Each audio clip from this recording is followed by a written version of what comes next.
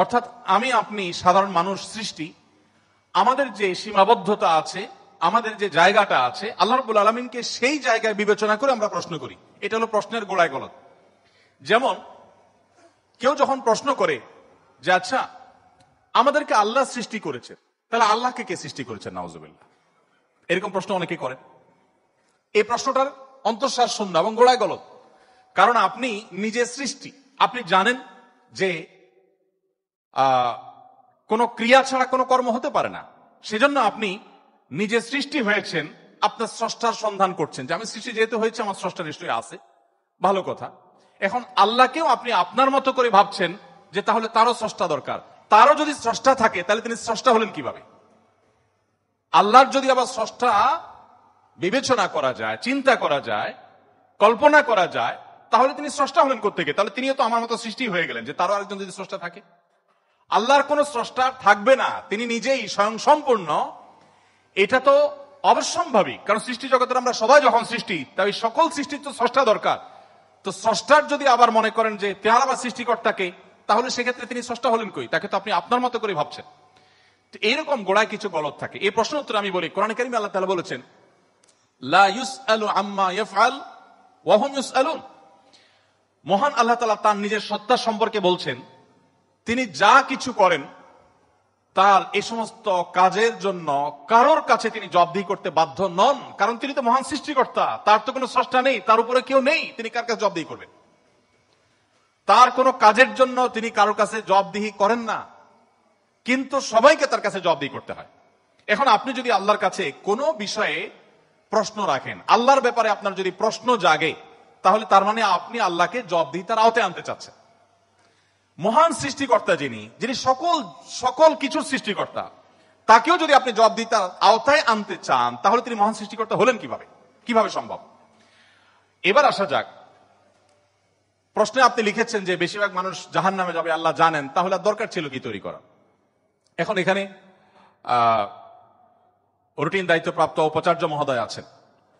যদি বলা হয় কোন শিক্ষা প্রতিষ্ঠানের প্রধানকে যে স্যার আপনি জানতেন আমরা বেশিরভাগ ছাত্র পরীক্ষা ভালো করব না, আমরা আন্দোলন সংগ্রাম নিয়ে ব্যস্ত ছিলাম, পরীক্ষাটা ভালো হবে না, আপনি জানতেন স্যার, তারপর আপনি পরীক্ষাটা কেন দিলেন বলেন?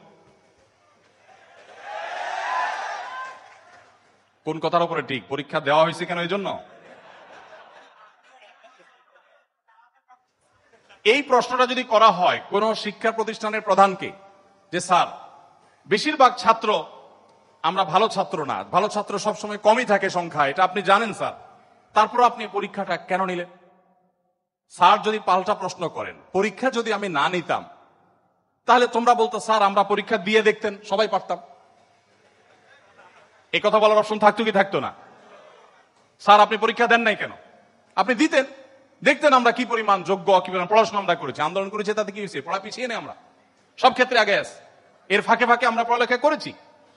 তাহলে আল্লাহ রাব্বুল আলামিনকে আপনি একই প্রশ্ন করতে চাচ্ছেন যে আল্লাহ বেশিরভাগ মানুষ তো জাহান্নামে যাবে, আপনি জানেন, তাহলে সৃষ্টি করলেন কেন? এখন মানুষকে যদি আল্লাহ তাআলা এই অনুভূতি শক্তি তার সৃষ্টির আগেও দিতেন, তাহলে মানুষ তো বলতো আল্লাহ ফেরেশতাদের তৈরি করেছেন, জিনদের সৃষ্টি করেছেন, আমাদেরকে কেন সৃষ্টি করে ইচ্ছা শক্তি দিলেন না? তাহলে আমরা একটু দেখা দিতাম। আপনি এই প্রশ্ন তো আল্লাহকে করতে পারতেন। মূলত এই সমস্ত প্রশ্নের গোড়ায় গলদ আছে। দেখুন, আল্লাহ রাব্বুল আলামিন যখন মহান সৃষ্টিকর্তা, আপনি একটি পুতুল তৈরি করেছেন মাটির, দুটি পুতুল তৈরি করেছেন, একটি পুতুল আপনি রেখেছেন, আরেকটি পুতুল আপনি ভেঙে দিয়েছেন। এখন আমি যদি আপনাকে প্রশ্ন করি, ভাই কাজটি কি ভালো হলো? একটা পুতুল রাখলেন আর একটাকে ভেঙে দিলেন, কেন এরকম করলেন? আমার এই প্রশ্ন করাটা আপনাকে যদি আমি জবাব দিই তার আওতায় আনি, যে আপনাকে বলতে হবে এটা ইলজিক্যাল কাজ, কেন করলেন? আপনাকে প্রশ্ন যদি আমি করি, এই প্রশ্ন করার কি অধিকার আসলে আমার থাকার কথা? আপনি পুতুলটা সৃষ্টি করেছেন মাটি থেকে, করে আপনার একটা ভালো লেগেছে রেখেছেন, আর একটা ভালো লাগেনি ভেঙে ফেলেছেন। পৃথিবীর কোন মানুষ আপনাকে জবাবদিহিতার আওতায় আনতে পারে? এই অধিকার আছে কারোর? থাকার কথা না, এটা একান্ত আপনার ব্যাপার। আল্লাহ রাব্বুল আলামিন যখন কিছু মানুষকে জান্নাতে দিবেন, কিছু মানুষকে জাহান্নামে দিবেন, জাহান্নামীদের সংখ্যা অনেক বেশি হবে, এই সংবাদ জানার পর আমার মধ্যে তো এই তাড়া কাজ করার কথা, যদি আমাকে জাহান্নামে যেতে হয় তাহলে আমার পরিণতি কি হবে? তাহলে আমি কিভাবে বাঁচতে পারি? কিভাবে রক্ষা পেতে পারি, কিভাবে আমি আল্লাহর কাছে আর্গুমেন্ট করতে পারি, কিভাবে প্রার্থনা করতে পারি, কিভাবে নিজেকে আমি সে শুদ্ধতার পথে রাখতে পারি, আমার তো সেই প্রচেষ্টা থাকবে। সেটা না করে আমি আল্লাহকে প্রশ্ন করছি, আল্লাহ কেন দিবেন জাহান্নামে, বলেন আগে। ব্যাপারটা কেমন হলো? আসলে আল্লাহ সম্পর্কে ধারণা না থাকার কারণে বা আমাদের মতো করে আল্লাহকে ভাবনা চিন্তা করার কারণে, কল্পনা করার কারণে এই ধরনের প্রশ্ন আমাদের মনে আসে। যেহেতু আমাদের সামনে জান্নাত অথবা জাহান্নাম দুটি পথের একটি, অতএব একজন ইমানদার, একজন বুদ্ধিমান মানুষ, তিনি তার জান্নাতের পথকে সুগম করার চেষ্টা করবেন, জাহান্নাম থেকে বাঁচার চেষ্টা করবেন। তিনি আল্লাহকে প্রশ্ন ছুড়ে দিবেন না। আল্লাহকে প্রশ্ন ছুড়ে দিয়ে কি হবে বলেন? আমি আরেকটা উদাহরণ দিই। ধরুন আপনি একজন মানুষ, আপনাকে বলেছে দরখাস্ত দিতে, তুমি আমার কাছে দরখাস্ত দাও।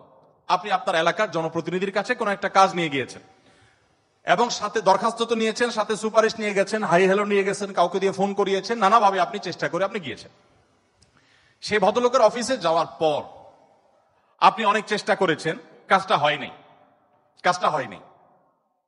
এখন আপনি কিন্তু জানতেন যে আমি দরখাস্ত লেখার নিয়ম আছে সেই হিসাবে লিখেছি, আবার সুপারিশও করেছি, কিন্তু আসলে হবে সেটাই যেটা তিনি চাইবেন, তার এখতিয়ার আছে এটা পাশ করা বা না করা। এখন আপনি যদি তাকে বলেন, ভাই নেতা সাহেব, যেহেতু বিষয়টা সম্পূর্ণ আপনার ইচ্ছাধীন, আপনি দিবেন কি দিবেন না সম্পূর্ণ আপনার এখতিয়ার, আইনও সেভাবে, নিয়মও সেভাবে, সিস্টেমও সেটা, এখতিয়ার 100% আপনার অধীনে, আপনি চাইলে দিবেন, না দিলে নাই, তাহলে নাটক কেন করলেন? দরখাস্ত দেওয়ালেন কেন আমাকে দিয়ে? আমাকে কেন আসতে বললেন? আপনি জানেন সিদ্ধান্ত নেতার হাতে, সিদ্ধান্ত জনপ্রতিনিধির হাতে, সিদ্ধান্ত সে ব্যক্তির হাতে। আপনি জানেন তিনি যা ডিসিশন নেবেন সেটাই হবে। এটা জানার পরও আপনি কিন্তু আপনার চেষ্টায় কোনো ত্রুটি করছেন না, এমনকি আপনি পাবেন না সেই সম্ভাবনা জোরালো হওয়া সত্ত্বেও আপনার চেষ্টা কিন্তু আপনি ত্রুটি করেন না। সেখানে আপনি মানুষ হয়ে বলছেন যে আল্লাহ যাকে জাহান্নামে দিবে সে তো জাহান্নামে যাবেই, এর ব্যত্যয় তো হবেই না, তাহলে আমার কষ্ট করে লাভটা কি? আরেকটি উদাহরণ মনে হয়েছে। এক ভদ্রলোক, তিনি একজন মুসলমানকে, একজন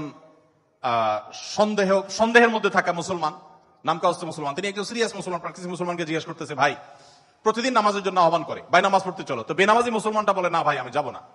তো একদিন বলতেছে, আচ্ছা শুনেন, আল্লাহর ইচ্ছার বাইরে তো কিছু হয় না, আমি আসলে নামাজে যাই, এটা আল্লাহ চাচ্ছেন না, এই জন্য আমি যাই না।